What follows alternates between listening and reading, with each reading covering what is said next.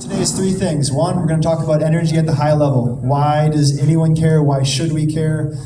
Here in the West, we more or less take it for granted because we have very good power infrastructure and things just work more or less. That's not the case elsewhere. The next is we're going to talk about nuclear. Why does nuclear matter? How is it different from other sources of energy? Thankfully, Jason is a career nuclear guy who can answer any questions. Then we're going to talk about the symbiosis between mining and nuclear, which is the core of the conversation, and we'll leave some time for questions at the end. All right, let's get started.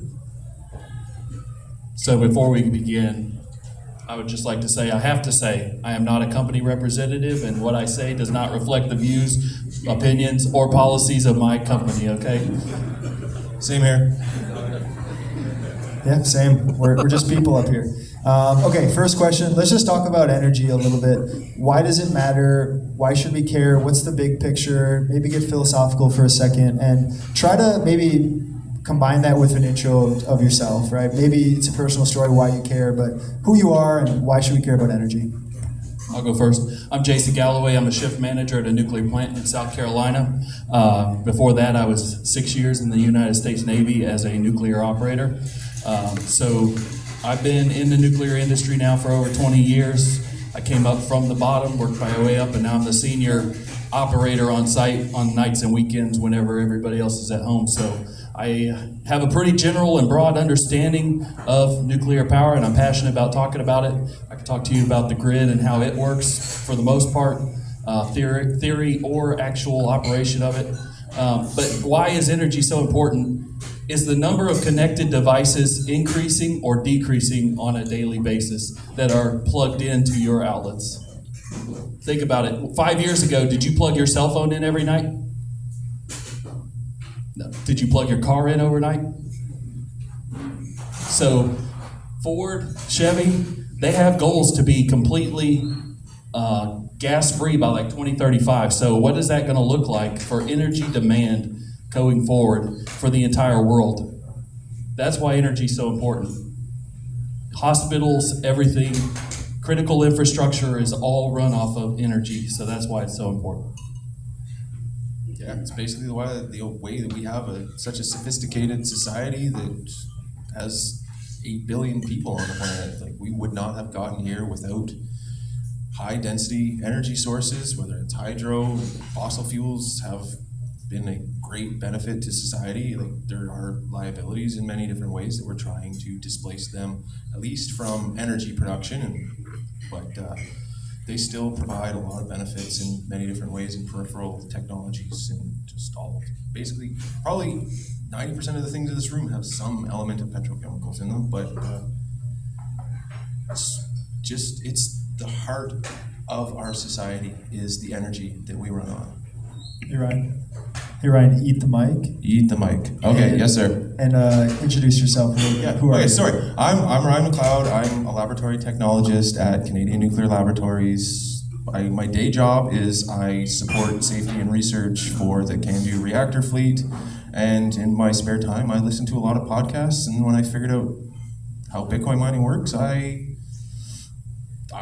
knew that nuclear power needs to figure this out because we stand to gain a lot from it because we generate so much power sometimes that it can become a liability. Also on Twitter, Nuclear Bitcoiner. I am Nuclear Bitcoiner on Twitter, by the way, as well. Good evening, Nazar from TeraWulf. I'm the co-founder. We are a zero carbon Bitcoin miner. I've been in the power space for 20 plus years. We developed, owned, operated power generation facilities, both thermal and renewable. And I didn't study power, but kind of I'm a developer by, that's my core skill set. And once I got into power, power is probably the most kind of critical commodity in modern society, right? It kind of underpins everything that we do. And so having an understanding of how it's made, how it's moved, where it's consumed, how it's consumed, I have found has been kind of critical to understanding kind of how society evolves as well. And so, and then when you take a step back, we are currently going through a massive, in the United States here, a massive shift in how power is produced, right? There is a concerted effort to decarbonize the grid, and so you hear a lot of talk about renewables and green, and so that is there, but that has, a number of different kind of consequences associated with that oftentimes get overlooked or misunderstood or are, talked about in a way that I think, probably belies, kind of the actual issues that are underlying. And so as we think about, where we're going as a society from where we sit today to 20, 30, 50 years from today, I think having an understanding of how power and energy kind of feeds into that is critical to that. Awesome, thanks guys. Let's shift into nuclear a little bit. Maybe Jason can walk us through the absolute 101. How does nuclear power create energy or electricity? And then after that, as we pass it around, hey, he brought some visuals. After that, let's compare nuclear energy and its profile compared to other sources, so we can kind of figure out how this fits into a Bitcoin miner's world. But let's save Bitcoin a little bit. Okay, so I usually give this, we do high school blitzes, so we go into local high schools and talk to the STEM students and give them a basic overview of nuclear power and the careers that are available to them. But this shows the basic energy cycle. Every power plant, just about 99% of the power plants in the entire country, this is what the energy cycle looks like there. There is a heat source that transfers that to water, that turns into steam. That steam turns a turbine, which generates electricity, which sends it out to the grid. And nuclear plants are no different than coal plants, hydroelectric plants. Geothermal might be a little bit different, but power hydro plants or hydraulic plants are a little bit different because they use turbines straight from the gravity of water. But typically, if it's a combustion source, this is the basic energy fuel cycle. So, next slide.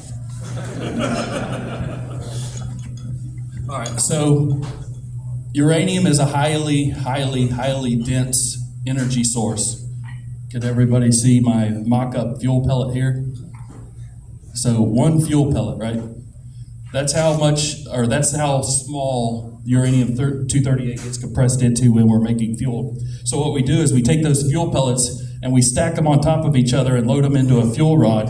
And then we take that fuel rod and we cap it with a seal weld after we pressurize it with nitrogen or some type of gas. And then we stack them into fuel assemblies and we put them in the fuel core, and then they usually operate anywhere from 18 to 24 months before we have to shut down and swap out a third of the fuel cells every cycle. So we'll operate 18 months, we'll take all of the fuel out, replace a third of it with new fuel, and then so every fuel cell assembly goes at least 3 cycles as long as it's a high quality fuel cell and there's no defects or anything like that. So, yeah.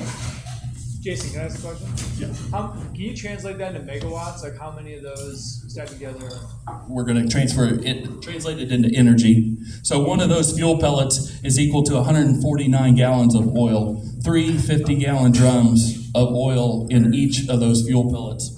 And then 17,000 cubic feet of natural gas, or one rail car of coal is all compressed into that one uranium pellet. So it's very, very power dense. So, Well, can I just add, one of the speakers at the conference today that we were listening to, I think it was Eric Mayer, he was saying he did a calculation on roughly how many batteries it would take to store that the power from one fuel pellet. And it was roughly a sea can full. Crazy. So the elephant in the room, though, why does everybody hate nuclear power? Like a shipping container. Yeah, sorry. Standard shipping container. Thank you. So the elephant in the room with nuclear power is what, though? Waste. Well, accidents and waste, right? So the thing about nuclear waste is it's manageable.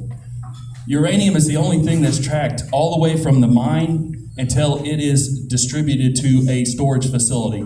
Every single fuel assembly that we have ever used is still stored on site at my nuclear power plant.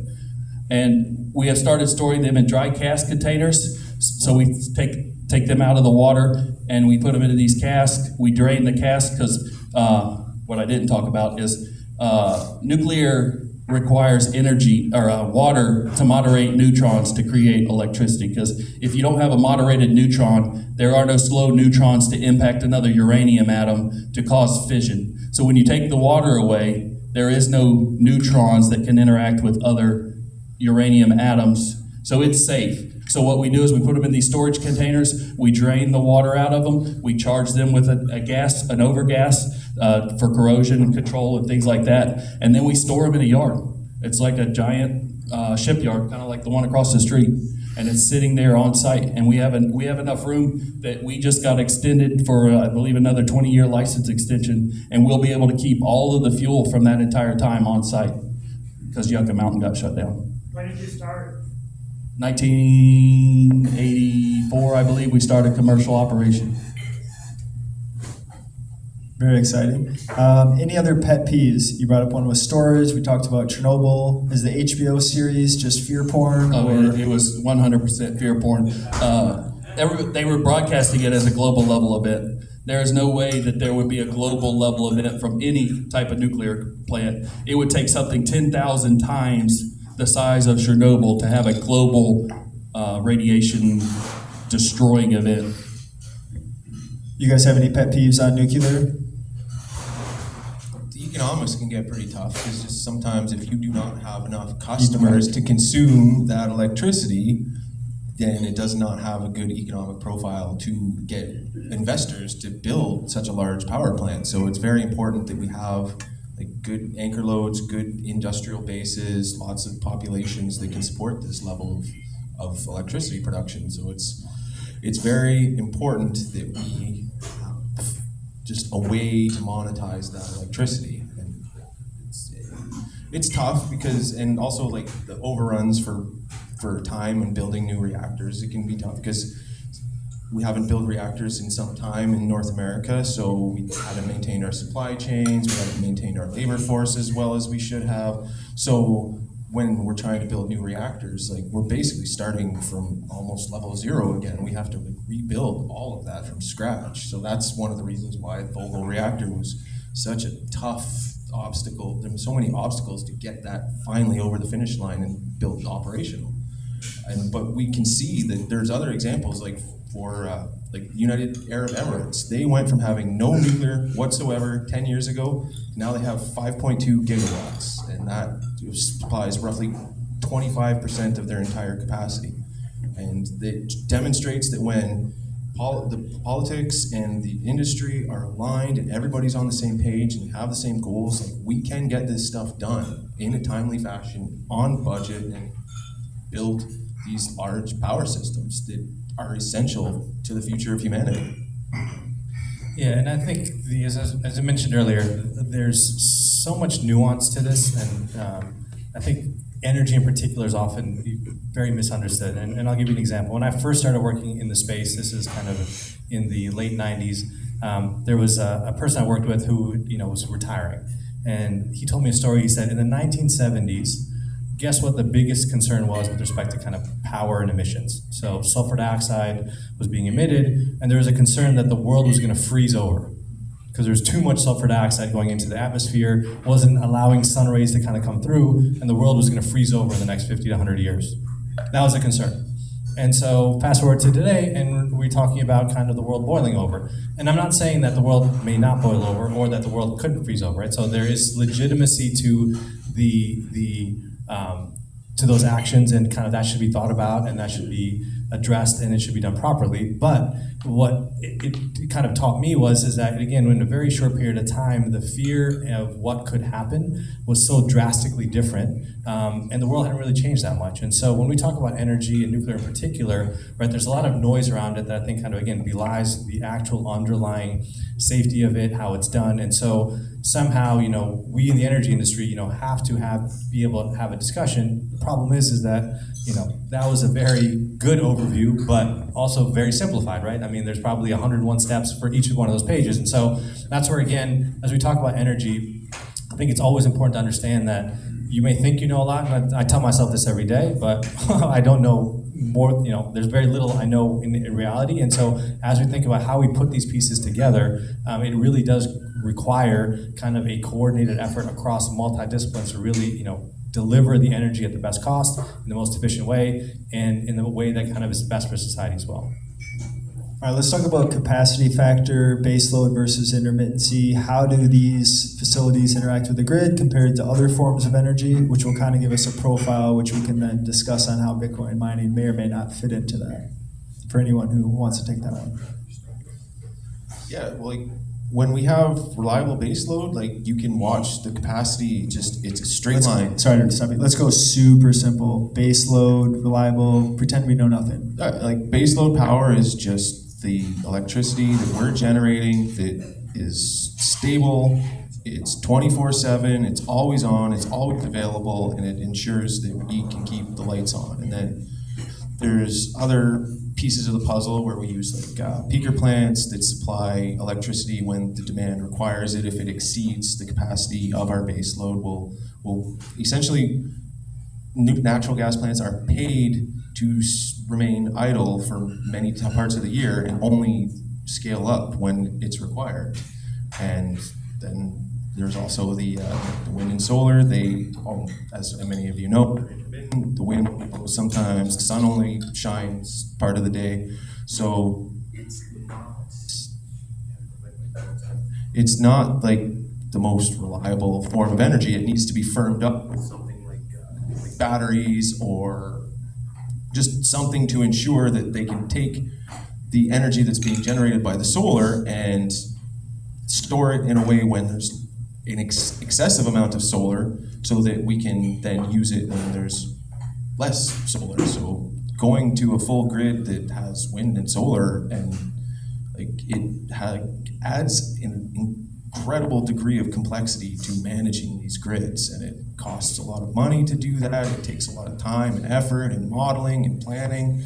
Whereas if we just were able to just have a stable base load that we could just run and not even have to worry about it, we would have a lot more resilience to our grids. So, but the complexity is that fossil fuels are cheap, they're effective, and they're abundant, and we can supply a lot of our electrical systems with natural gas and coal, and they're really good for providing that baseload power. They're really good for providing flexible power, but we're working on transitioning away from that gradually, and it's not an easy task to perform because there's only so many other options on the table. It's basically wind, solar, nuclear. Hydro's great, but it has geographical limitations. Geothermal's great, but it has geographical limitations. And transporting electricity over long distances can become complicated because you get line loss, and so you're not going to be able to transport all of the electricity that you are generating to the customers.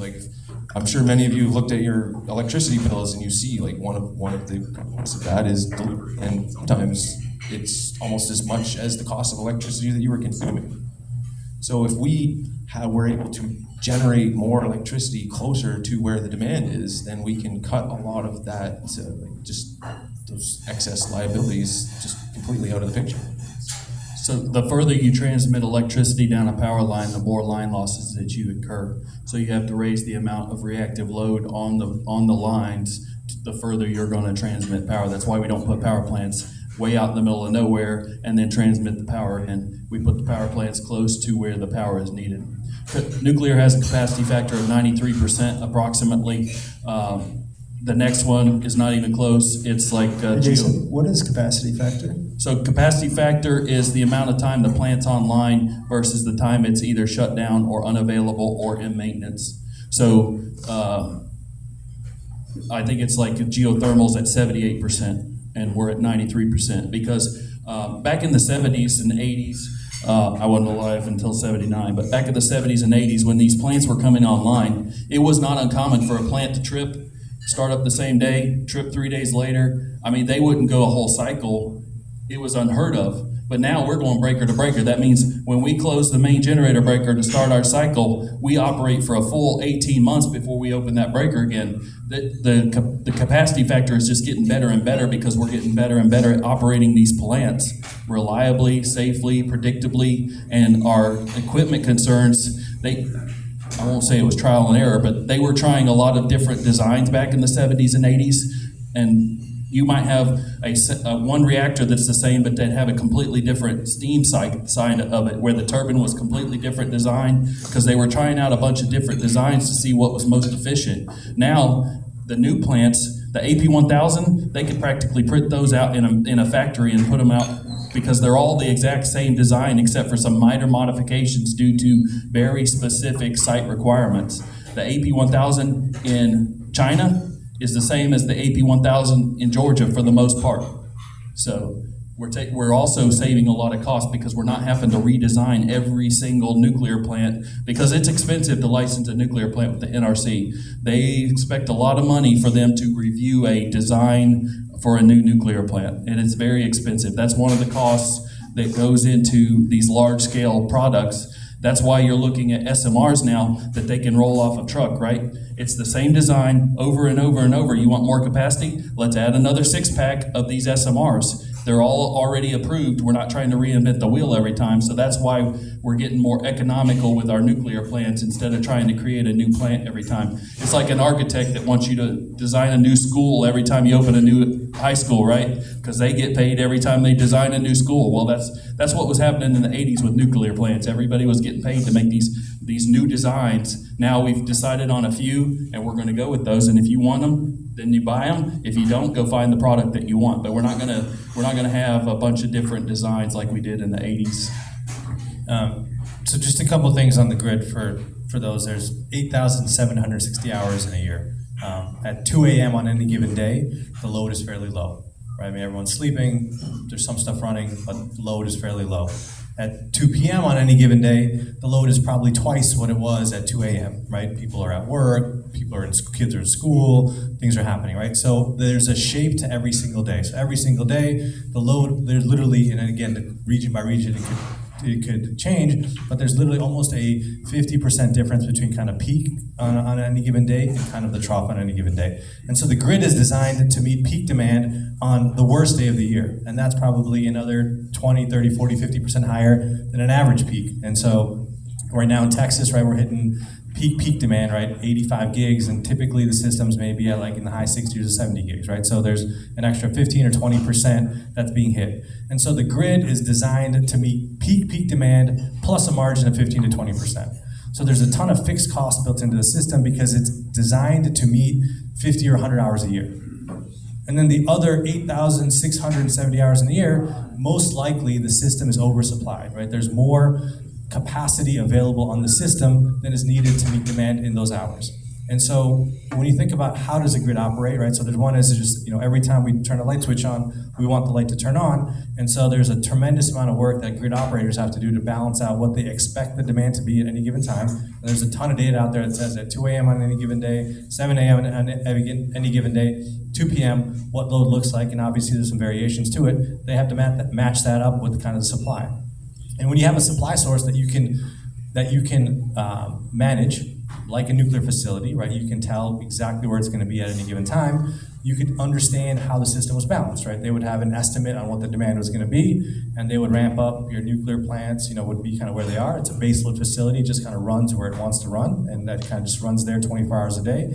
And you have other generation resources, and if you go back 20 or 30 years, that was kind of coal and gas plants, which would kind of ramp up to meet that demand, right? And so gas plants are probably the most flexible of that. And so as the load in a day kind of increased, you would ramp those facilities up. And because you could turn those facilities, you could figure out how to balance it. And so, as was mentioned earlier, if you are starting to now kind of eliminate those coal resources and eliminate those gas resources and are replacing it by a resource that is there when the sun shines and the wind blows, there's a lot more kind of complexity involved in how you're going to balance that demand that is coming. Because on any given day, on Tuesday of this week, the wind may be blowing. On Tuesday of next week, the wind may not be blowing. And so how do we now start to balance that grid out? And so, again, understanding that the system is designed to meet peak demand, and again, that's 50, 100, 200 hours a year, but it's a small portion of the 8,760 hours in the year. And so what really matters in the electric grid is, the concept that I say is often misunderstood is kind of system utilization. right? How much are you using the system, right? Because the more you use the system, the more units you have to spread the cost out over, right? Because it costs, you make an investment to build a transmission line. That's sunk. That is what it is, and whether you use an hour a day or 24 hours a day, that cost is the same. And so the more units you have now, the lower the per unit cost is. And so when we think about system utilization, that I think is probably the most the component that's least understood. So when people talk about adding renewables or adding things, they just talk about kind of gross megawatt hours of electricity. But when those show up and how they can be utilized isn't addressed kind of within that. And so that's why, again, having a resource such as nuclear that can really just be there and you know where it's going to be on any given time at any given day is important as you think about kind of balancing the grid out. And I will say there are two things that are completely shifting the way we operate the grid, because we interact with the grid operator quite frequently from the control room. We have a ring down phone. We call them and say what's going on with the grid, right? There are two things that are affecting the way grid operators operate their grid, and it's constantly changing. One is the number of plug-in vehicles. Like he said, it used to be every time from 10 o'clock p.m. till about 5 in the morning was off-peak and very little usage. Now, somebody plugs in a Tesla and it's got to charge for 8 hours. There's more demand than there was 5 years ago, right? And as we could continually increase the number of electric vehicles that we're plugging in, it's going to change the way grid operators operate their grid, because peak hours may not be 2 o'clock in the morning or 2 p.m. It may be 9 o'clock at night because everybody's getting home and plugging in their high watt chargers, right? The other thing is wind and solar. So we can't have too much wind and solar on the grid. It's just not possible, because what wind and solar does is every time a cloud rolls through, the system controller is scrambling to roll up these gas plants. The rolling reserve is what we call it. These gas plants, these hydroelectric plants, these coal plants, they're rolling up these plants as fast as they can, and the cloud will blow through, and now their output came back up, and they've got to shut back down this coal plant or this natural gas plant. It's not very efficient for us to have large solar arrays, large air wind turbines, because they affect the way the grid operates so much that you can't control the grid if the wind is constantly changing or the sun is constantly changing. I just want to make one comment about the emissions from these power, like the gas and the coal power plants. If they, per kilowatt, they will have lower emissions if they're running at a steady state. But if they're constantly ramping up and down, their emissions per kilowatt can get pretty out of whack. So it's better to run them at a constant state rather than playing like load following games with them. Yeah, that's helpful, guys. And so what I'm hearing is that there's a supply and demand game here, and you essentially have to match the supply and demand as close as possible throughout the day. Different energy sources have different demand curves. The supply curve sounds like the demand curve is starting to change. And so we have to match these. We've got nuclear, which is baseload, or thermal energy like coal and gas. Those are absolutely mandatory. That's the line there. Following up on your point about demand suddenly increasing because of plug-in vehicles, I know that in other countries they have infrastructure that allows for the cost of consumer use of power to fluctuate depending on demand and baseload effects. And so a lot of people will leave their cars plugged in, but then it will kind of figure out when it is optimal to be recharging that vehicle. Is that something that you see being accessible to North American consumers, or is that kind of starting to become less relevant because the baseline is starting to become so consistent throughout the entire market? So I will say some areas, I don't know about this area of the country, I live in the southeast, there is a off-peak hour where if you use your washer during those hours, it's less kilowatts per hour. Is that what you're talking about? So that's already part of this, it's already in the southeast. That's pretty popular in the southeast, where if you wash your clothes from 4 to 7, because that's off-peak hours, then it's a lower rate. And then if you, any other time, it's the standard rate. But that is shifting, right? Because the off-peak hours are moving, so yeah. Yeah, we actually have that in Ontario. Like right now, our system is on peak. You're paying 18 cents a kilowatt hour. That's pretty much predominantly during the day. And then we have a mid-peak. It's like 12, 14 cents a kilowatt hour. That's like kind of evening, early morning. And then overnight, it's typically 8 cents a kilowatt hour. But they're instituting a new program where to incentivize more people to plug in their cars overnight, they're actually offering a program where you can opt into getting 2.5 cents per kilowatt hour overnight. So like they're trying to shift where we consume our electricity during the day, because like electricity production can not only be stranded geographically, but it can also be stranded temporally, just depending on when people are consuming electricity. And they have that here too. They have that program here too. Sounds like a nice retirement home Time for of day. some S9s, Time running of at day, night right? only. Yeah.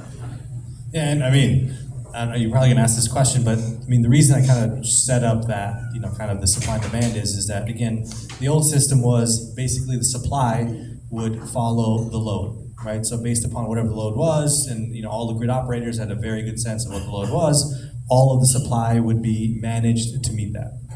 And what's happening, right, is as we kind of decarbonize the grid, I say basically the paradigm has been flipped on its head. And so now we're going to a world, we're not there yet, but we're going to a world where the load has to follow the supply, right? Because when the wind blows and the sun shines, there's a bunch of energy there.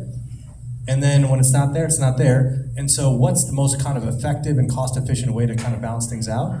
Now the load has to be responsive, right? So now you're talking about, can you incentivize to run your washer and dryer? Can you incentivize to charge your car? My view is that within 10 years, we walk around with supercomputers in our pockets, right? There's no reason that every single load will have some level of responsiveness associated with it. Because again, it's going to be far more efficient to manage the demand side and have that move up and down than it is to build more wind farms, solar plants, transmission lines, distribution lines.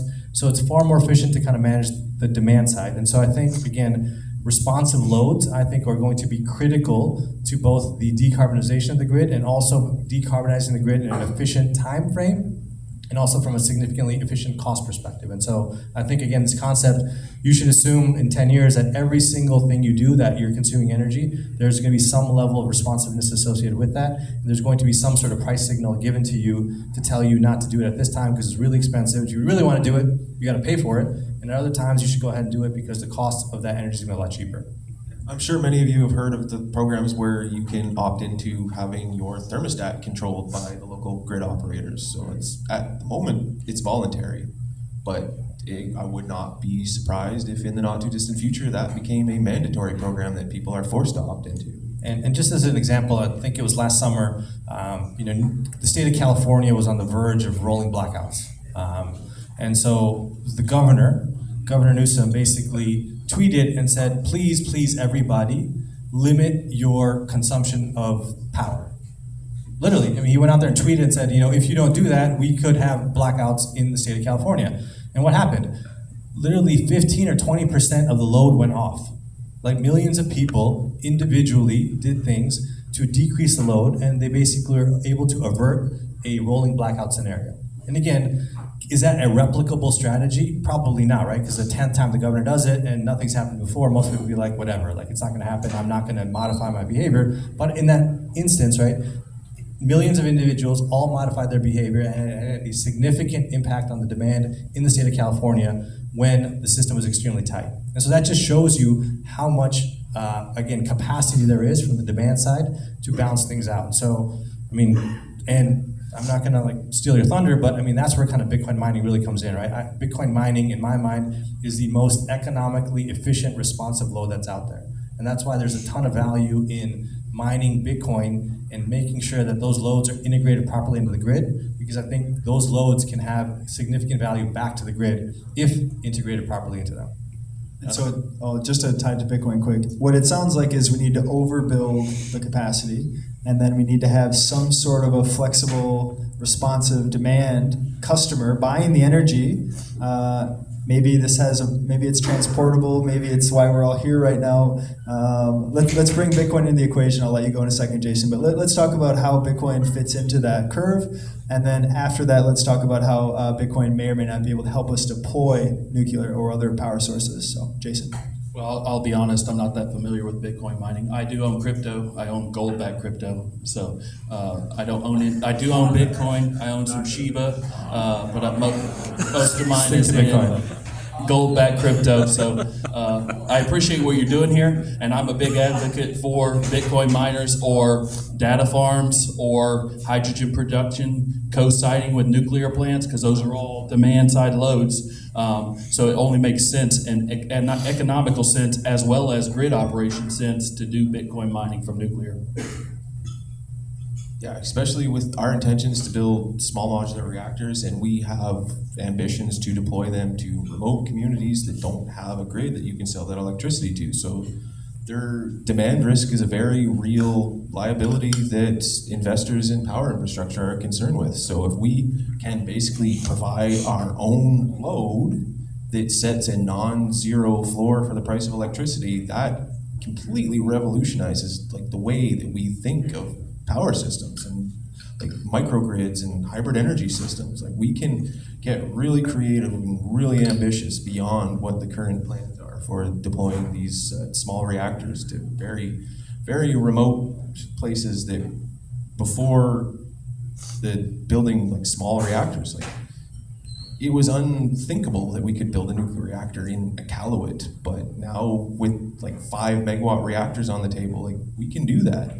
But there's still that demand risk. Like if your community only needs 7 megawatts and the reactors come in 5 megawatt modules, and if you build 10 megawatts, then you're gonna leave 3 megawatts stranded. And so then that is an economic liability that is a concern to investors, and it makes that a challenge. So if you can provide that load, it's dynamic, it's flexible, it can be co-located anywhere, it can be scaled to perfectly match the supply and demand profile of any reactor site. Like every one is going to be unique. Every deployment is going to have a unique profile, but the way that we can adapt Bitcoin mining to it, it's perfect. It's the pioneer species idea, just wrapped around nuclear power. Like we plant the seed, and then as more sophisticated buyers enter that market, they crowd out the Bitcoin miners, and they can just sell them on the open market, redeploy them, add more power modules. Like there's a number of different business cases that we can attempt to try and just see how it works. There's just a lot more optionality that Bitcoin mining opens up to building power infrastructure in remote locations. Yeah, so I was talking about before, right? I mean, I think Jason mentioned, right, that power, in some sense, the production of power is, I call it kind of a local commodity. You know, if there's an excess of supply in the southeast and, you know, there's a shortage of power in, you know, kind of the Pacific Northwest, it doesn't matter, right? I mean, those are two different regions, and that excess supply in the southeast is not going to impact kind of what's happening in the Pacific Northwest. And so power is this local commodity that effectively has to be used relatively close, I mean within hundreds of miles, but you know, relatively close to where it's produced when it's produced. So that's kind of the nuance of power. And I'm sure a lot of you have heard about batteries and how batteries are going to revolutionize and kind of be that bridge between kind of excess supply. You know, battery will capture that excess supply when it exists, and then the battery will discharge, you know, back onto the grid when there's a shortage of power. And batteries are going to be useful, and there's going to be an application for them for sure. Will batteries resolve all of these issues with respect to balancing kind of this mismatch between supply and demand? I don't believe so, right? I mean, battery is a tool, and battery will be useful, but they're not going to meet all of the challenges. And so, again, as I said before, you know, having a load that is extremely responsive is critical to helping to balance that out. So again, systems, you know, peak demand is set up here. Most of the hours in the year, demand is here. There's a big gap, and so in those hours of the year where the system is being underutilized, if you now have a load that can take that power, effectively what you're doing is you're bringing the average cost down for everyone else, right? Because now you're increasing the utilization of the system. It's fixed cost, more units. That means lower cost for everyone else, and so that's beneficial when it's there. And so long as that load doesn't add to peak demand, right? Because adding to peak demand means that you need to build more stuff. So long as that load doesn't do that, it can be accreted back to the system. And so, again, I was in the power space for 20 plus years, and so we used to generate wholesale electricity, sell it onto the market, and we would try to capture our value, right, in those peak hours and those super peak hours, right? Because the off peak is you just kind of, you know, hope to break even, cover your costs, but it's really, you know, probably, you know, a couple thousand hours in a year where a power plant really kind of makes its money. And what's happening, right, is because of the volatility in the system, those hours are being decreased. And so if it used to be a couple thousand hours, maybe now there's only 500 hours of the year where it's really kind of juicy. And so again, these loads become really important in balancing that grid out. And as I said, those loads can help drive the cost down. And so we always think about when we're putting Bitcoin mining loads up is where is this kind of mismatch exist between kind of supply side and the demand side, and how can we integrate our loads into the grid to kind of effectively capture the lowest cost of power, right? Because to mine Bitcoin, you want to have the lowest cost of power to produce it. And so long as we're locating our loads in the right place, we can both capture that low cost of power, but also help drive down the average cost of power for everyone else because we're increasing kind of that system utilization. So in my mind, as a Bitcoin miner, I think, I tell people that when you are playing a Bitcoin miner, our company's TeraWulf, when you're playing TeraWulf, you're really playing on two kind of massive secular trends. One is this amazing thing called Bitcoin, which again is this global commodity that can be moved to any corner of the earth, within 10 minutes, and has value everywhere. And then, but you're also playing the decarbonization of this local commodity called power, and adding kind of a tool to balance the grids out and create this responsive load that I think is going to be critical to achieve all of the objectives that we have here in terms of decarbonization of the grid. So those are two massive secular trends that you're playing. And if you think about again, there's installed in the United States, there's over 1,200 gigawatts of power plants across the country. And when you talk about the revenue associated with that industry, both from a production perspective, transmission, distribution perspective, you're talking about a lot of money. And so again, these loads can effectively, and again, my belief is that these loads are far more efficient in achieving the goals than spending new capital to build a lot of new stuff. And so if we can provide that very service that's needed to kind of balance the grid out for pennies on the dollar, which is what I think responsive loads do, that's going to be a tremendous amount of kind of capital that's saved, and also kind of from a time perspective, very efficient. So that's why, as Bitcoin miners, we think we're very important to kind of the transition to the grid. I'll just comment on the batteries for a moment. The problem with the batteries, one, they contain rare earth materials, right? And we would have to mine, for us to go gas-free by 2035 like they're proposing, we would have to mine more materials in the next 15 years than we've mined in the entire history of the human race to make enough batteries for us to go gas-free. So it's not realistic. The other thing is, batteries, like the battery banks that they try to sell you for a house, well, that will supply the needs for your house. But the discharge rate on a battery like that can't supply 5 houses, right? It can supply the house that it's in. It can supply excess energy to the nearby houses, but not 5 at a time. So, and there's no real industrial scale battery storage facilities yet that can basically buffet the grid. Yeah, thanks, Jason. And for context here, what that means is instead of, what are we going to do with the excess supply? One option is batteries. Another option is sell it to the Bitcoin miners, just to put batteries in context. Same with hydrogen. Gus? So on this point, what do you guys think is a more powerful force in the future of the energy industry? Is it profits, investors, capitalism, or is it politics, regulation, and whatnot? Whether it's nuclear or power generally, where is there bigger resistance? Where is there more? How are you going to build a base? Is it about getting favorable regulation, or is it about getting more investors on board to build a future that we all want? All of the above. I would say you could tell every time the political party in DC changes that it's definitely political which way. Some support nuclear, some are against nuclear, some are anti-coal, anti-anything other than wind and solar. So I would say definitely political. Economic is a big one, right?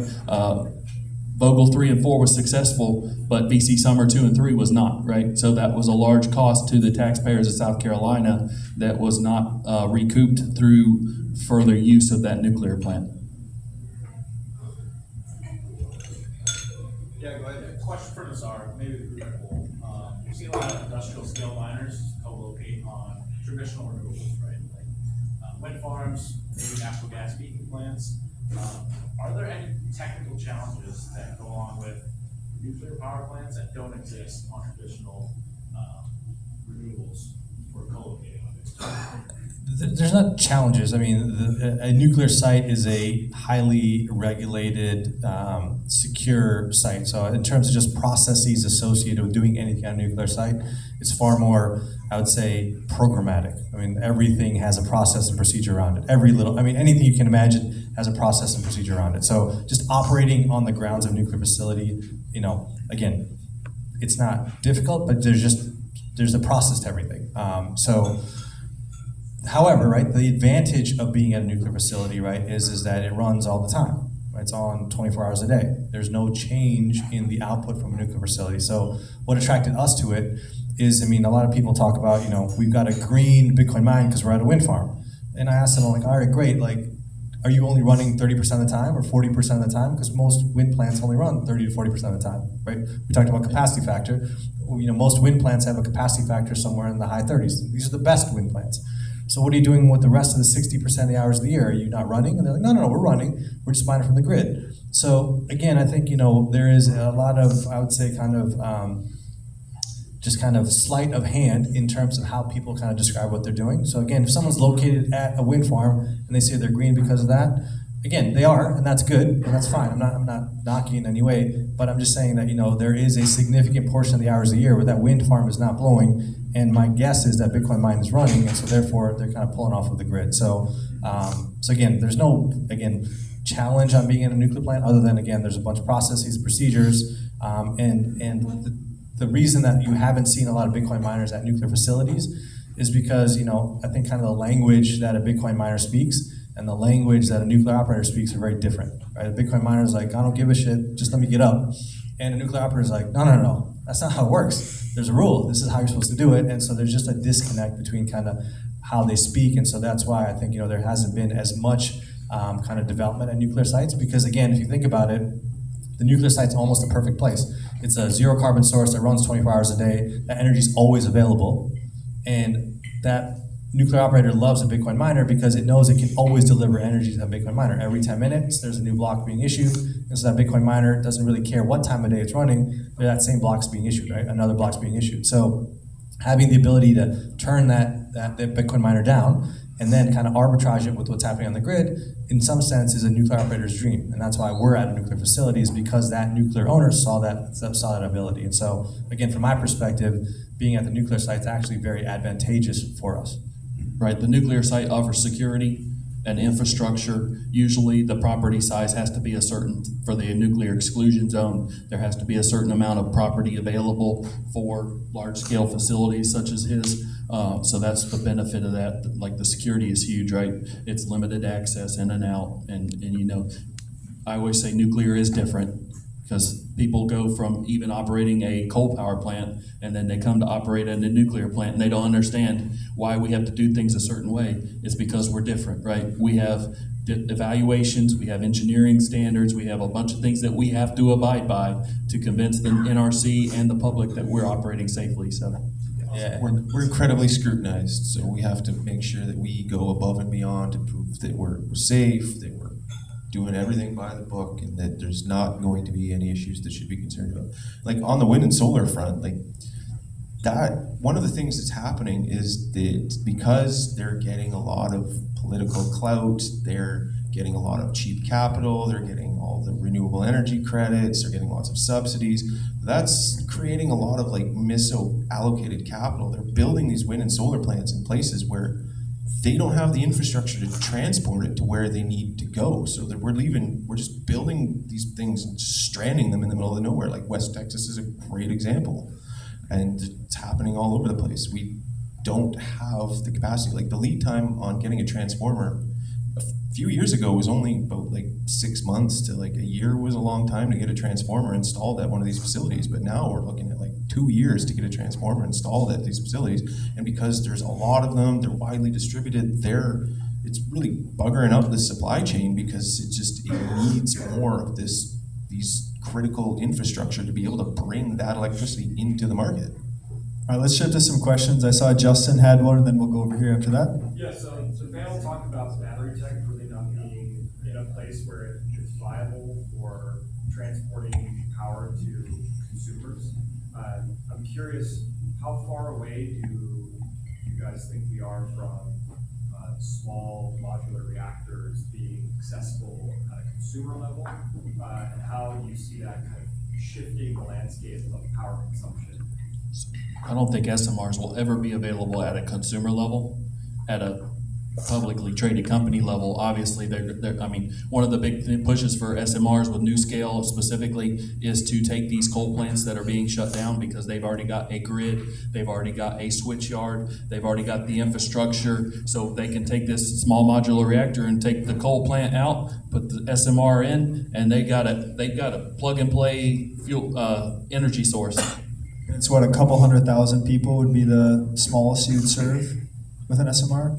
I don't have that number. Ryan, do you know? Depends. An SMR is any reactor under 300 megawatts. That's the category. And then you start getting down to like the micro modular reactors. That's down to like the under 10 megawatts. So we're hoping to deploy like a whole range from very small to like somewhat medium sized that have a whole different range of applications. Like we're looking at first of a kind demonstration units. Like the one that they want to build at the site that I work at Canadian Nuclear Laboratories is a 5 megawatt reactor, electrical, but 15 megawatts thermal. We're looking at 27, 28 for that first of a kind, but then like it feels like it's going to be a very gradually then suddenly thing. Like all of the licensing and all of the regulatory stuff, that takes a long time. But once you get the shovels in the ground, once you've got the mass production facilities up and running, we can just start pumping these out like multiples per year, and we can, once they're deployed to the site, like typically like a nuclear reactor takes several years, like 5 years is a really fast reactor deployment. 10 years is more realistic for the ones that we've been seeing now. But they're expecting that some of these small reactors, once they come out of the mass production facility, that we can stand them up at the final site, barring like the environmental assessments, within 6 months to go from being on site and then to be operational. So it's going to happen really fast once we get to that point where they are mass produced. And there's a whole range of them, from like some of them are in 28s, early 30s. So once we finally hit that point where we have proven these designs, we've got the supply chains, we've got the labor force all in order, then we can, like, the momentum just kicks in, and then we've got lots of customers, and then the more other customers that see that it's working and where it's being applied to, then it'll have like the self-fulfilling prophecy of where it's just everybody's going to want to get a piece of it. And the only thing that's going to limit how fast we can deploy these things is how fast we can build them in a mass production facility. I will say one thing that's accelerating SMRs is the foreign investments. Like Poland just signed a memorandum of understanding with NuScale, for example. The BWRX 300 is being sold to other foreign countries. So that is accelerating the development because more money is flowing into these engineering teams that are developing them so that they're going to be developed at a faster pace. Question over here? I'm trying to imagine what the end game is for Bitcoin mining and nuclear. And it's starting to look pretty good, actually, because right now we see Bitcoin mining being used by a lot of renewable energy companies, suppliers, to pick up the load, and it's very good for that. You know, if you've got a surplus, you just turn on the miners, and then if you've got high demand, you turn off the miners. But that means the miners are off a lot of the time, and that's not very profitable for the miner unless it's really, really cheap energy. But we know that nuclear is also very cheap energy, and it's a whole different model where you've got this base load that the nuclear power plant is basically serving the grid, and the renewables are the ones that are fluctuating.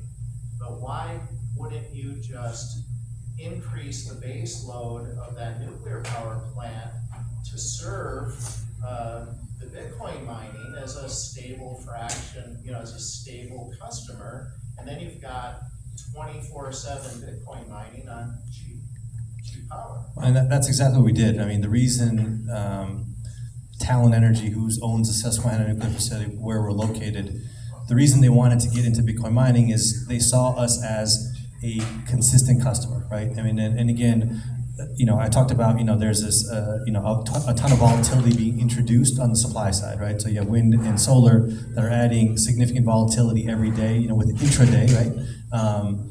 Intraday volatility based upon when the wind's blowing and the sun's shining, right? And so that has an impact on a generator like a nuclear plant, right? Because a nuclear plant could be in the money for only 6 hours a day, and it could be out of the money for, the balance of the day. And so they saw us as a way to kind of increase what their baseline operation level was. So they said, we know we can always sell you energy, and we know you're always going to take energy irrespective of the time of the day and irrespective of the market price. And so we want you here. And then we can use that as a baseline to now shorten or decrease that kind of volatility on what the plant has to do in terms of managing its up and down ramp, because it doesn't really want to ramp at all, right? Ideally, the point was made that, ideally these baseload facilities just want to run at a level 24 hours a day. They don't want to change at all. And the market is forcing them to think about how to do that. And if you think about it, right, a couple years ago, states started introducing tax credits to nuclear operators. Right, the state of New York started it, Illinois did it, Ohio did it, Pennsylvania is considering it. So they introduced tax credits. Now there's a federal PTC for nuclear operators. And why is that? The reason is again, that concept that I talked about of utilization, right? System utilization. A nuclear operator, it's all fixed costs, right? I mean, the uranium fuel, there's some costs associated with it, but in the grand scheme of things, it's all fixed costs, right? There's a ton of maintenance, there's a huge labor staff, so it's a lot of fixed costs. If the plant runs 95% of the time, 93% of the time, the per unit cost is pretty low. If it does not have the chance to do that, and if it can only run at 70% of its max capacity, because that's what the market bears, there's a ton of value being left on, and in effect, its per unit cost now is really high. And so all of these incentives and programs that the federal government is now adopting under the IRA, the Inflation Reduction Act, as well as the programs that states have had at the state level, have all been geared around kind of bridging that gap for nuclear operators. But to your very point, another way for a nuclear operator to kind of address that is to bring a load to its site that it knows it can always sell energy to, and if it needs to, tell that load, hey, we're not going to sell you energy today because we're selling to the grid because the power prices on the grid are extremely high. And so that, again, is the very reason that we've kind of gone there. And again, coming from a power background is we were able to kind of educate this nuclear operator, right, who thinks about kind of the grid and, kind of stability and reliability, and we were able to kind of talk to them in a way that they understood what this load can do. And so, I started kind of getting into Bitcoin mining in kind of 2018, and at the time, I've been in the power space for 20 plus years, people looked at me like I had four heads when I said I want to mine Bitcoin. Because they're like, why would you do that? You're in the power space, you're in this reliable, steady business. Why do you want to play in Bitcoin? I said, no, you're not understanding how Bitcoin mining works. Because if you do, if I took the label of Bitcoin off of it and just told you that there was a load that could do this, you'd be like, that's great, that's an amazing load. But because you have this preconceived notion of what Bitcoin is, and when you say it's Bitcoin mining, all of a sudden you have these thoughts in your head. A lot of time, that's the gap that I have with people is they've got a misunderstanding of what it really is. But if I just say, hey, I'm going to describe a load to you, and you tell me what you think of it, most often they'll say, that would be fundamental and great to kind of bounce the grid out. So again, you're spot on. What you're saying is exactly kind of what we're doing. And I would add, it wouldn't make much sense for TeraWulf to put a plant, a mining facility in California at the nuclear plant there, because they don't have any rolling reserve in California. In Pennsylvania, they've probably got 15-20% rolling reserve at power capacity that could be rolled up at any given time. In California, they don't have that. That's why they have rolling blackouts all the time. If you put it in, Pennsylvania, northeast, where they have rolling reserves and plenty of power plants, it makes perfect economic sense. So that's the difference. Does that answer your question? Yeah, it does. And I just wonder, how does any renewable energy supplier compete with that? Because you're raising the base load and you're buffering the volatility. So, you're like clearing a profit. But the way the system's been designed, right? The way that the system has evolved, putting a renewable plant online is all about the front end capex, right? Because the marginal production cost of a renewable plant is effectively zero, right? There's some de minimis cost, but effectively it's zero, right? Your fuel source is the sun and the wind, and so that cost is zero. So it's all about the front end capex. And the economically, right, the way the system is designed and the way the incentives are designed, they're all geared towards making money on that upfront capex, right? So again, all of the tax credits that are out there, the PTCs that are out there, are again all about front-end capex. And so when you think about the system, the reason I said earlier that's the business of selling wholesale electricity is challenged is because there's little value kind of given to steel in the ground. You know, let's say it costs, $500 million to build a 500 megawatt gas plant. That gas plant basically needs to earn that $500 million back. And typically you'd say, okay, I'll earn it back over 10 years, 20 years. But what's happened is that gas plant now will operate if it can make $1, right? If it can make $1 over its marginal cost, it's gonna operate. And there's no regard for that initial capex. That's sunk cost, right? So from a grid operator's perspective, from a market design perspective, what I have seen, right, my own observation is that there's no real regard for that sunk cost. No one can pick up that gas plant and take it anywhere. It's there. It's not going anywhere. And so long as it can make $1, it's going to run. You don't need to recover the capital. And so everything in the system is really geared towards and designed around adding more renewable capacity to the grid. So I think, again, irrespective of what's happening once that plant is online, that's really not a problem because the economic issue that was basically how do I get the capital to build it? And once it's built, its marginal cost is zero, so it's going to run. We're essentially trying to create a future where the concept of curtailment and negative energy prices don't even exist. They will be a relic of the past. And just on like the wind and solar, we're talking about like as more and more get added to the grid, they just start cannibalizing each other's market share because it does reach a point of diminishing returns where you can only add so much before it just becomes overwhelming and the grid can't handle it and they just start eating each other's market. Yeah, that's a good point. I haven't looked back this way for questions, so I'm going to turn over here and answer a few. Go ahead. Jason was mentioning about rolling reserve 15%. I was just curious, like, how does that work with the nuclear plant?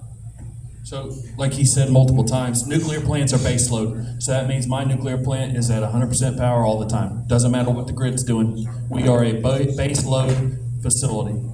The rolling reserve is all those other power plants that can spool up and change their output on basically the system controller controls the amount of output they're getting from that, the amount of megawatts they're putting onto the grid. So a base load is a 100% output facility 100% of the time, and then the rolling reserves make up for the grid demand outside of that. A peaker plant would be an example. Yeah, that's your peaker plants. They get paid to idle or remain at like 20% most of the time, and then they can quickly ramp up. But the idea is with Bitcoin mining, the level of flexibility that it provides to power plants is that we can operate a nuclear power plant as flexibly as a natural gas plant, and we're just flipping that concept of a peaker plant from the generation side to the demand side. So the concept would be every power plant operates at 100%, and you vary what's being loaded onto the grid, right? So you have a base load of demand, hospitals, things along those lines, and then you have supplemental demand that makes up the gap, Bitcoin miners, everything else. And then if your base load demand increases, then you reduce the rolling demand. So we're basically flipping it. If you're increasing the output, it's not that easy, right? Like traditional coal power plant where you put in more fuel and then you get more output. So like when you say the incremental load, is that being supplemented by non-nuclear sources, or you can throttle a nuclear plant? The nuclear plant stays at 100% unless we're shutting You can, but it's preferred not to. Right. So it's basically supplemented by other sources. Right. Because our fuel is so expensive, it doesn't make any sense to make us go at 90%, so a natural gas plant can operate at 100%. And Warren Buffett owns a bunch of peaker plants, and he just so happens to hate Bitcoin, and the miners are going to eat his lunch. Yeah, over here. We'll come back to you, Carl. Yeah, Ryan, I think you briefly touched on it, but what role do you see for Bitcoin mining, whether it's with SMRs or otherwise, electrifying rural areas and say the developing world? Do you see a big role there or no? It's the perfect anchor load. Like that's what investors want to see. They want to have a relative degree of certainty that there's going to be a consumer for that electricity. Any degree of uncertainty, that scares investors off, and they're not going to put the money into these projects if they don't see a reasonable way to get a return on it. Here's the other thing to consider. There are 700 million people in the world right now with no access to electricity. Part of that is because they have no infrastructure. You go over to Sierra Leone, they don't have power lines running across their country. But if you put a small modular reactor in the vicinity of a village, then a whole industry rises up, right? You can build buildings with air conditioning, so our quality of life is directly related to the amount of electricity that we have access to. So that would open up a whole new realm of possibility for these ultra remote areas that have no infrastructure. Yeah, and you start with things like, it would be just you'd build water purification and like sewage management and hospitals and like schools and education centers. There's just different technologies that will just second order effects that would just come from having that reliable energy. But without it, you can't invest in this stuff. Yeah, no, just to make that real for a second, there's a company called Gridless that operates in Africa, and most of the major cities have some amount of power, but there's a last mile problem where the remote areas don't get any power, primarily because of infrastructure costs, and all these microgrids, almost none of them make an ROI. So essentially they rely on NGOs and other organizations to, out of the goodness of their heart, bring power online. And what we're finding is that incentive mechanism is not really doing a good job, so most of the rural places have no power. Gridless comes, they create microgrids, places, Kenya and other places, Malawi, and they'll maybe take a tiny little hydro facility, bring it online, and day one, the anchor tenant, as Ryan mentioned, is Bitcoin miners. So they're gonna buy every single excess electron that thing creates, and then all the local people nearby, they can plug in their phones. Your daughter can now have some power after dark and read, and maybe she can have a new career and leave the village. You can talk to your family more. Most of these villages, they have like an hour a week where they're on WhatsApp talking to their families. Essentially unlocks every little bit of quality of life that we take for granted here. And in that environment, a little bit goes a very long way. They'll no longer have to cook and heat their homes with burning wood. That is one of the most lethal things to people in rural communities. Yeah, it creates a lot of smoke in a small contained space. Children create lung issues, they die from that. And also you're cutting down the trees and it's expensive to find something to burn. Anyways, let's go Carl and then over to you, Gus. How does the demand for water factor into like where it's feasible to mine? Like obviously there's a demand for nuclear, but I guess cooling for mining more tons of water is urban cooling becoming at a cost where it's feasible at the same rate. How do you think about that? Is that a mining question or a energy production question? Mining, I guess, yeah. Cool. On the mining side, typically most facilities in the United States right now are air cooled, so there's no use of water for cooling.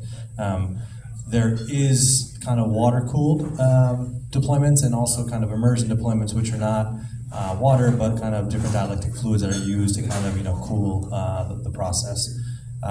We've spent a ton of time looking at both water cooled as well as kind of immersion type deployments. In our kind of in our view, we don't see kind of a scalable kind of mass deployment there yet. There's still kind of there's systems out there. There's a couple there's a number of companies that have kind of deployed that. What we have found though is the incremental capex they're spending to do that, right? Because it costs more money. You got to build pumps. You got to there's a whole nother kind of infrastructure that you have to build to kind of support that.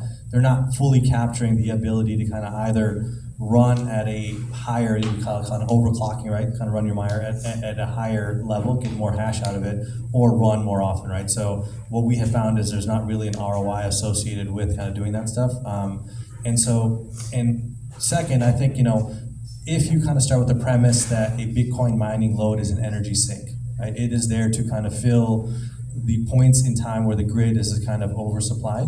To me, kind of the concept of overclocking or kind of running through the most extreme conditions doesn't matter, right?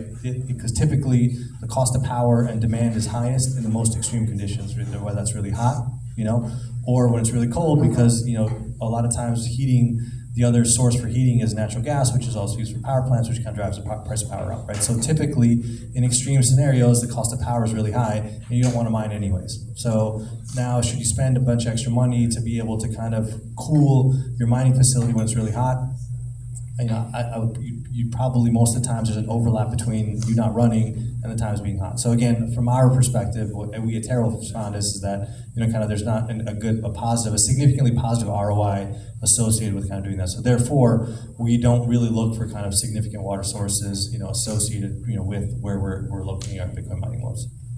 Yeah, and if you're talking on the power side because the typical conventional nuclear reactors, they require large bodies of water to maintain their cooling. But that's one of the cool things about these SMRs. We're using different cooling types that aren't going to be as dependent on having those large bodies of water to maintain their cooling. Like gas-cooled reactors, molten salt reactors, they're going to be more passive cooling, so they're not going to be dependent on a large water source. So that opens up a lot more locations where they can apply to that might not have access to that water that's required. Awesome. Let's do a couple more questions. Quick housekeeping. Don't forget to patronize the lovely people behind the bar who host us here. There's some Unchained swag here from this fine gentleman here, Cam, who's going to be moving back to Minnesota because he went to Texas, realized everything's better up here, look around. So he's going to come back, tail between his legs, and we welcome him with open arms. So go get the swag. Really nice stuff over there from Unchained Capital. Go to the bar. Gus, then Travis. All right, future of nuclear. TeraWulf is co-located on a nuclear plant. Future of mining of nuclear. Do you think nuclear plants will, in the next 5-10 years, be owning their own mining infrastructure, or are they going to be partnering with companies like TeraWulf to go into this together? Yeah, I mean, mining is a completely different business, right? So I think a generator, a company that's a generator, in mining, right, it's not just the cost of power, there's a network hash rate, there's the machines you're buying. There's so many other things that kind of go into running a profitable Bitcoin mining business that I think, and I've spent a ton of time, right? We did the first large-scale deployment of a nuclear facility in the United States, and so almost, all of the significant nuclear operators, I've talked to their management teams about bringing loads to their site. And so in my own opinion is those management teams, like, they got enough going on, right? They don't need to add to try to learn another business, the nuances of that business. So they'd prefer to just partner with a good shop that's doing that, right? And kind of bring them on site and have a relationship where contractually they can kind of get the benefits of having that load there. So I think over time, you should see more proliferation of Bitcoin mining sites at nuclear plants. The challenge is, again, I think I mentioned this before, just kind of there's a disconnect they're not on the same wavelength in terms of just how Bitcoin miners think and how a nuclear operator thinks. And again, I think that gets bridged over time.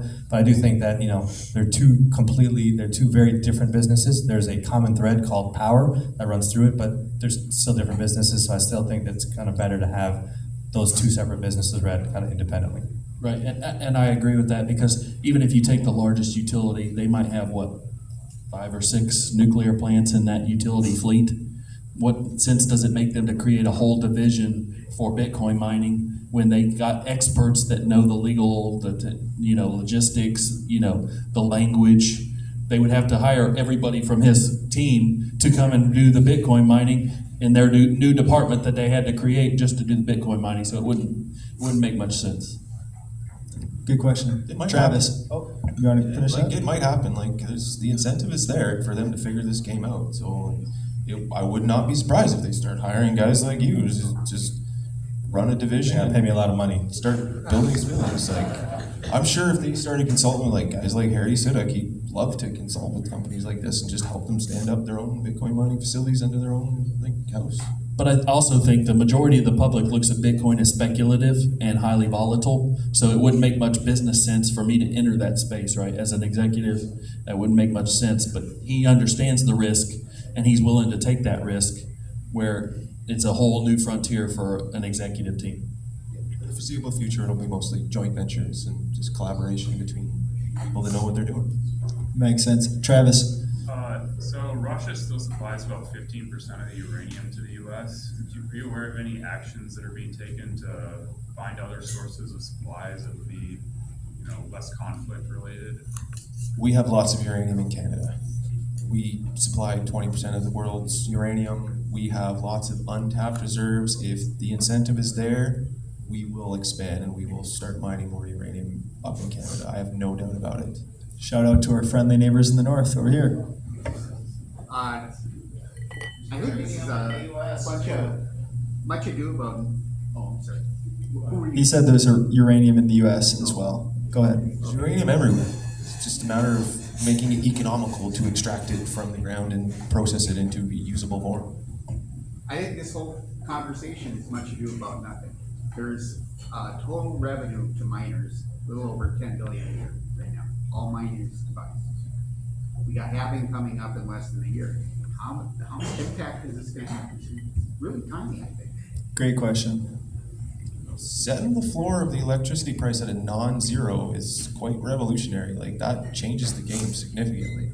Like, even if you're just plugging in S9s and setting the floor at 4 cents a kilowatt hour, like, that changes everything. Like, in Ontario, right now, it's not a big issue because we have part of our fleet going under refurbishment, so we have like 1.5 gigawatts offline right now. But when we're running at full capacity, there's a good chunk of the year where we're paying other jurisdictions to take our electricity. Like, if we set that floor at 4 cents, like, that's huge. That what the number that I read in 2019 was somewhere in the ballpark of we curtail and negatively price somewhere like 20 terawatt hours in a year.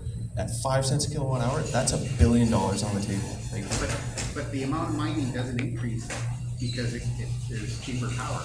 The amount of revenue to miners is fixed by the exchange rate. That's right. It's a scale question, right? If 10 billion is the total revenue, the total power market's 1,000 times more, probably more than that. This year, how would you approach this? Yeah, I mean, again, if you just say there's 900 Bitcoin a day, times 365 times whatever the price of Bitcoin is, that's the addressable market. I mean, that's mathematically correct. I would just add a couple things to that.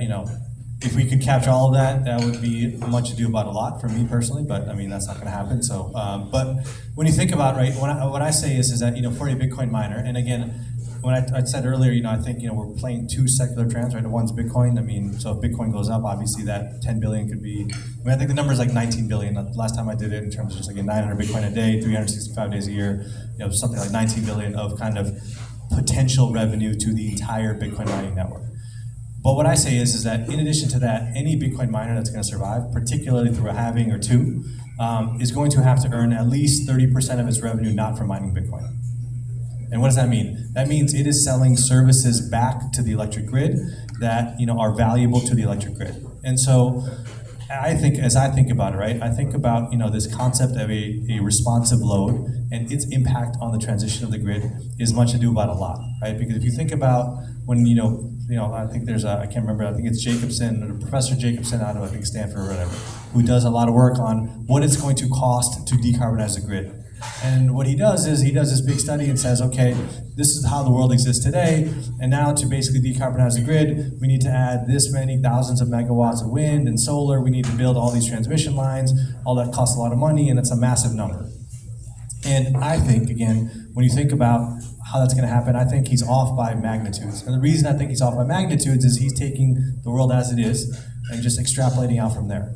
And I'm not that smart, but I know that looking back, that if anyone extrapolated a line from any point in time out 20 or 30 years, they're probably off by wildly off. And how and why, time will tell. But I think the how and why in the energy grid transition is responsive loads. And so when we think about it, right, in I have a lot of discussions with grid operators, right? We're in 2 jurisdictions. One is in the New York ISO. So I spend a lot of time with New York ISO educating them about what a responsive load can do. And I'll give you an example. Right now, the New York ISO has a program where they pay for responsiveness in 15-minute increments, right? So if they give you a signal, you need to respond in 15 minutes. And it's fine, that's great. And when you're designing that for a power plant, that makes sense, right? A power plant needs some time to basically ramp up and ramp down. A gas plant, for example, usually can ramp anywhere from 3 to 12 megawatts a minute, depending upon what the plant is. And so again, 15 minutes is time now for that plant to kind of move up and down. I tell them that a Bitcoin mining load can do that in 15 seconds, right? The down, right, kind of bringing load off can happen literally in 15 seconds, and that can happen in 10, 20, 50, 75 megawatts. And coming up, it takes a little bit longer, but that little bit longer is not 15 seconds, maybe it's 2.5 minutes.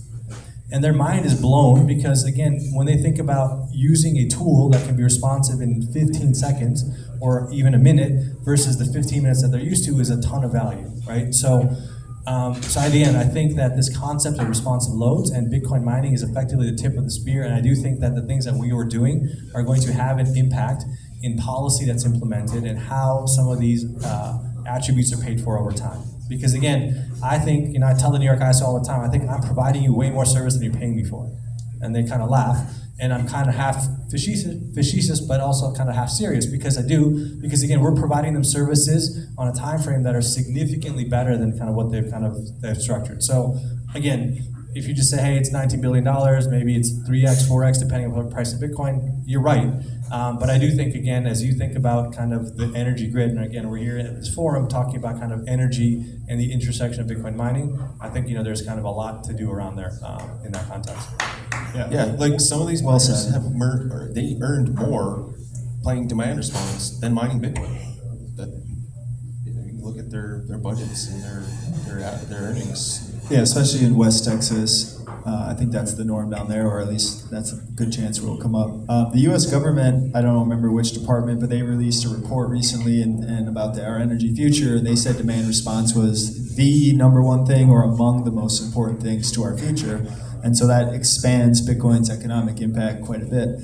That was one of my last questions, actually, was looking long term on mining, which is that, okay, today, most of the revenue comes from the block subsidy. In the future, we expect some percentage of fees to contribute to that revenue. Today, it's small. Maybe with these JPEGs, it'll be more.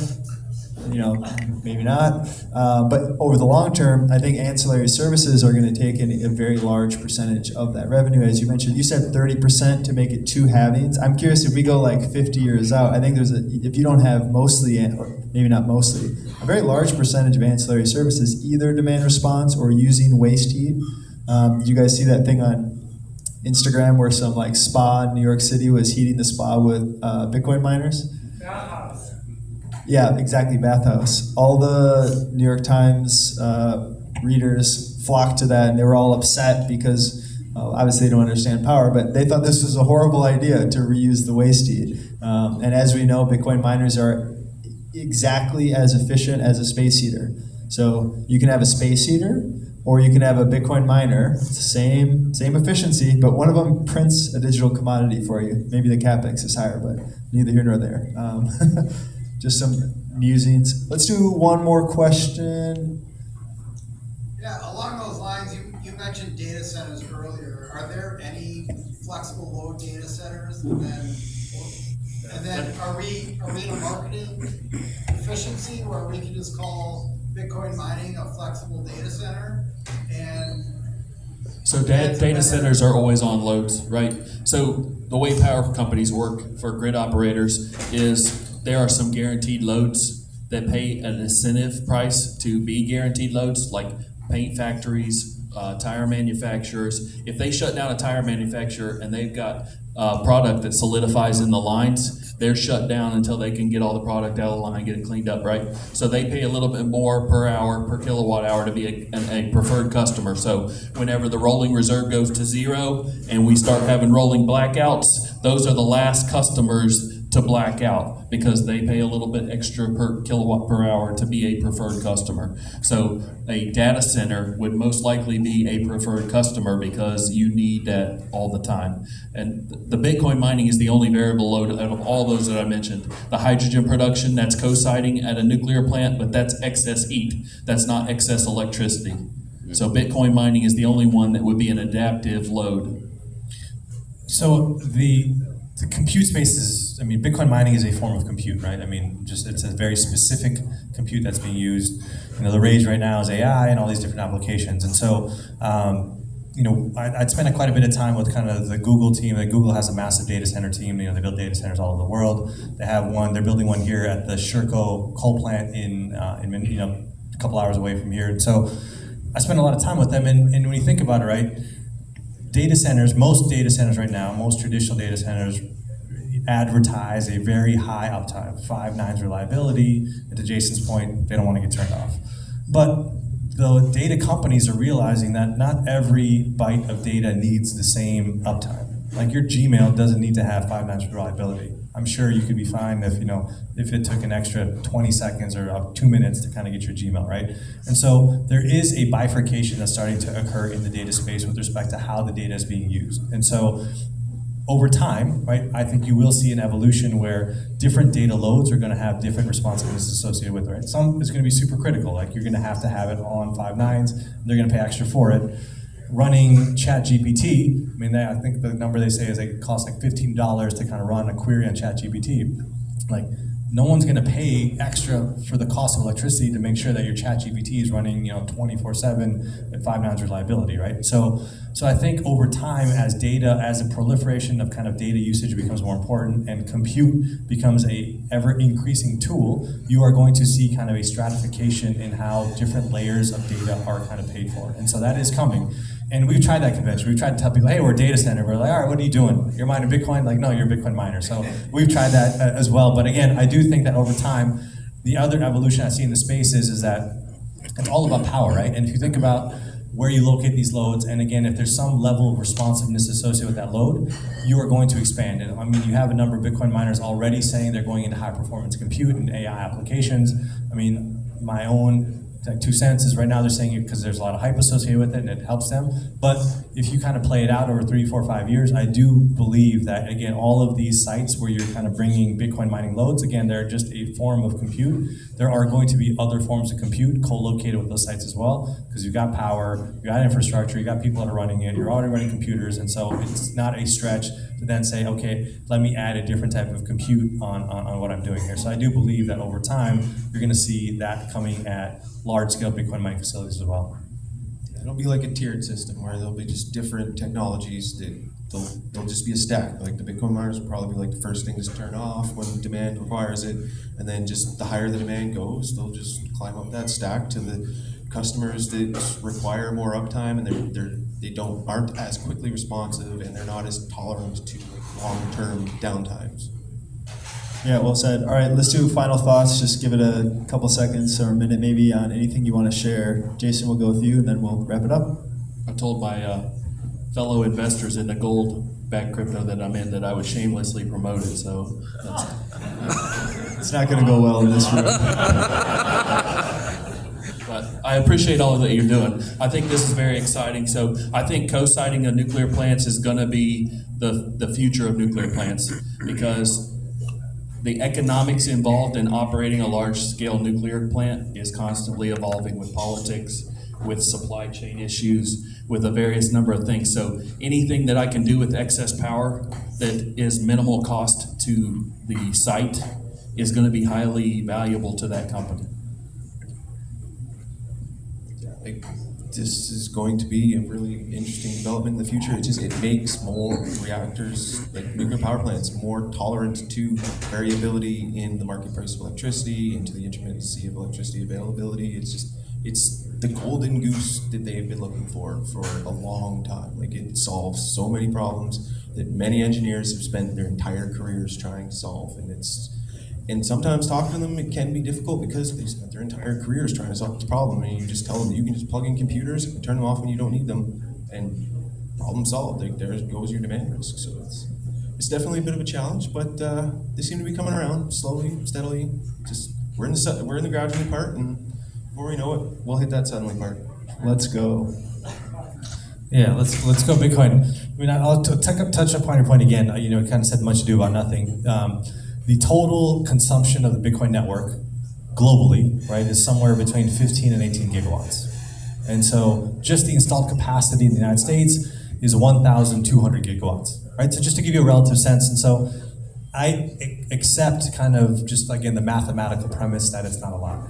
But if you think about, again, the amount of attention that Bitcoin mining gets, the amount of attention that Bitcoin gets, it far exceeds those mathematical numbers, right? I mean, anytime you hear, you would think that Bitcoin mining is like overrunning all of Texas and the United States. It's not happening, right? Literally, I said 15 gigawatts in total in the entire world, or 15 to 18 gigawatts in the entire world, and the installed capacity in the United States is over 1,200 gigawatts. So we are, punching way, way above our weight in terms of the impact that we're having on the dialogue. And so I think it is a about a lot, because again, there is a lot that's within the ethos of Bitcoin, both from the decentralization, both from this global commodity that can no one controls, that's kind of available in any corner of the earth, and also in how that compute can kind of be integrated back to the grid. And so I think, there's a lot that's happening at the intersection of where Bitcoin is. that people should pay attention to because it starts to touch a lot of different things that, kind of we're talking about in society today. Yeah, I was just going to say to that point, it matters on the margin. It doesn't matter in the big scale, but the little areas where it does matter, it matters, right? And going back to the gridless example, passion of mine, spreading energy due to economic incentives, that does incredible amount of humanitarian good. If you want to go do well in developing countries, make them not poor. How do you make them not poor? Give them cheap energy. Cheap energy allows them to produce goods on site instead of relying on imports. It allows you to have a robust economy, allows you to have hospitals with incubators in case your child's born prematurely. Education, transportation, it's all there. So point taken, but on the margin it matters. All right, guys, thank you so much for coming. Let's give the panel a round of applause.